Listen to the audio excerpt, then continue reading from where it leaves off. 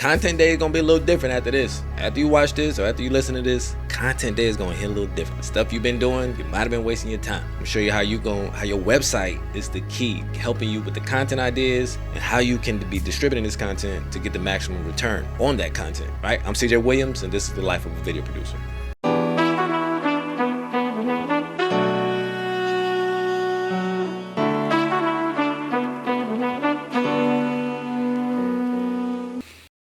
The Google Analytics code or tag or whatever, connecting your website to Search Console. This is so important. That Google Analytics tag is so important, and we're going to talk about that. And that's going to give you the ideas for your content. And once you have the ideas for your content, you then got to create that content and distribute it. But what content should you be creating? And how do you distribute it? What is this content? What should it look like? We're going to talk about it. So we're going to start looking at the Search Console, which is connected through Google. Search Console for my website, Podcast Titans. And I've had this website for a while. I've created a ton of content for this website. I've had some issues lately with a lot of it not being indexed. I've changed some things, hosting and domain names, things like that, whatever. But for the most part, my website is key. I look at this stuff like every day.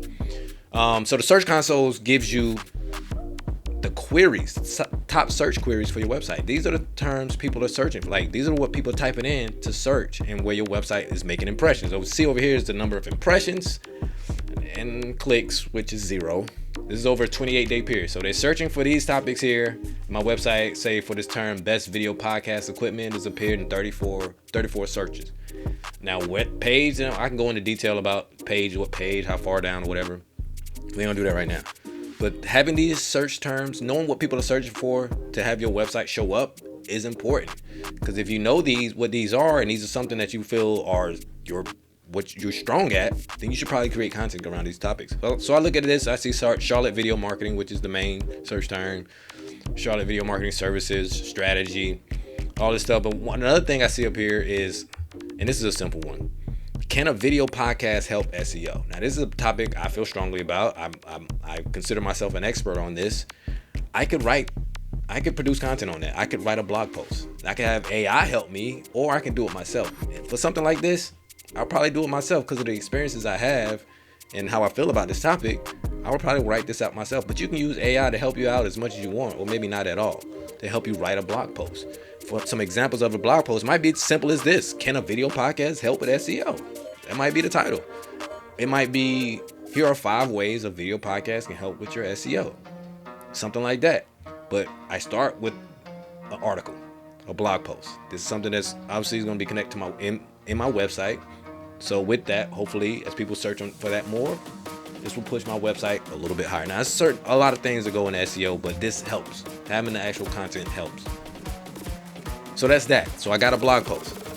For me, next, and these might not go in this order, but it's a video on this very topic. And I'll take the same things I talked about in the article. Or if I started with the video, I'll just take the stuff from the video and put it in the article.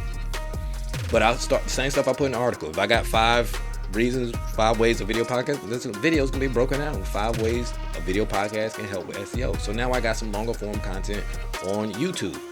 And this article and the YouTube video are what's going to help me rank higher on Google.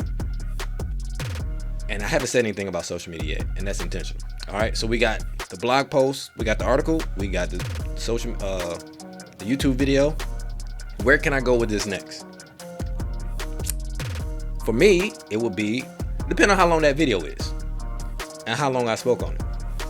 If that video was 5 minutes, I might not do this, but if it's like 10 minutes or so, depending on how I feel on this topic, I'm going to use that same audio and push it over to my podcast.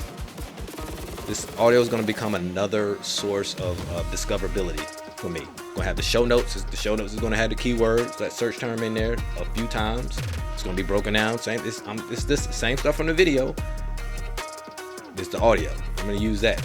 Make sure you got the show notes in there. So now I got all 3 of these things working for me, and we haven't even touched social media. We got a blog post.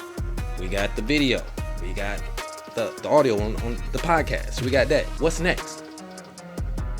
Not social media. Not yet. Email. I have a list of people in my email, people who have done business with me, have reached out to me about my services. Some of it being specifically about podcasts, but I'll send it out to everybody. I wouldn't be salesy with this email. It's just general information. I want them to know that I know about this topic. I know this is going to help you. So I put in, hey, I wrote this article recently about 5 ways a video podcast help with SEO. We know how important SEO is. Here's a link to the article. Here's a link to the video. Here's a link to the podcast. However you want it, I got it for you. And we still haven't talked about social media.